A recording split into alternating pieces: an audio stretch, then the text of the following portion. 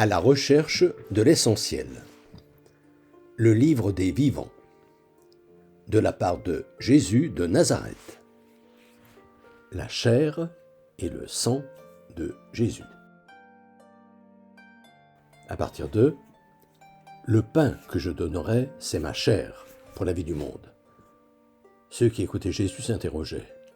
Comment peut-il nous donner sa chair à manger ? Ne pas en rester à l'interrogation désorientée de ceux qui écoutent Jésus et se disent entre eux « Qu'est-ce qu'il peut bien vouloir dire par « Si vous ne mangez la chair du Fils de l'homme et ne buvez son sang, vous n'aurez point la vie en vous-même » ou en sont réduits à lui faire confiance sans comprendre quand il dit « Celui qui mange ma chair et boit mon sang a la vie éternelle, car ma chair est vraiment une nourriture et mon sang un breuvage. » Ou encore se contente de répondre que sa bénédiction « Ceci est mon corps, ceci est mon sang » est le mystère de la foi. Mais entendre que manger le corps de Jésus et boire son sang, cela veut dire faire comme lui. Non pas tout quitter, comme ça un beau matin, mais avant tout apprendre à se quitter, soit au quotidien. Si j'en crois les évangiles, il me faudra bien une préparation minimum de 3 ans pour m'apprendre à me retenir quand, par exemple, le comportement de mon prochain me met à 2 doigts d'exploser. Et pour passer progressivement du stade d'apprenti croyant au rang d'ami, d'apôtre, comme Jésus finira par nommer 12 de ses disciples. Ce qui veut dire dompter ma chair, dresser mon corps, dans les 2 sens du terme, celui de le redresser physiquement et celui de l'élever spirituellement. Mon corps, cet animal rétif qui s'emploie sans cesse à me faire croire qu'aimer, c'est l'aimer, lui.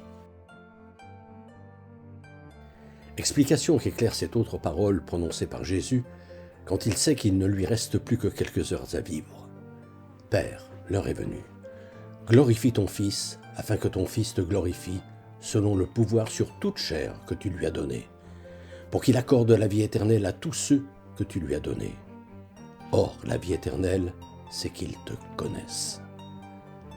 Quant au pouvoir sur la chair des autres, ce pouvoir qu'avait Jésus de guérir les malades et les infirmes, le laisser au sein, afin d'être prêt le jour où, comme à des millions de frères avant moi, il peut m'être demandé de sacrifier physiquement ma vie. Bien comprendre donc que maîtriser ma chair, c'est agir selon les convictions que j'affiche, à toute occasion du jour, en ne me taisant pas quand quelqu'un parle faux, en m'élevant contre ce qui me paraît injuste, quelles qu'en puissent être les conséquences, en pardonnant vraiment, sans rancune. Jusqu'à ce que je réussisse à faire de moi, avec l'aide de Dieu, ce qu'il veut. Oui, devenir maître de ma chair, pour me rendre capable d'aimer de façon vraie, en aimant en vérité ceux qui me sont donnés, tous ceux que Dieu mettra aujourd'hui dans ma vie. Car c'est cela d'abord, faire la volonté de Dieu, connaître le Père, entrer dans la vie éternelle. Afin d'être prêt le jour où, comme à des millions de frères avant moi, il peut m'être demandé de sacrifier physiquement ma vie. À la semaine prochaine, fraternellement. Depuis des années, environ 1 fois par mois, j'envoie une lettre d'information spirituelle à tout mon carnet d'adresses. Le thème du moment est, depuis janvier 2019, « Être chrétien, ça veut dire quoi ?» Si ce sujet vous intéresse, n'hésitez pas à me transmettre votre mail, en vous contentant d'indiquer auditeur YouTube, vos noms et prénoms, et éventuellement votre numéro de téléphone si vous souhaitez me parler.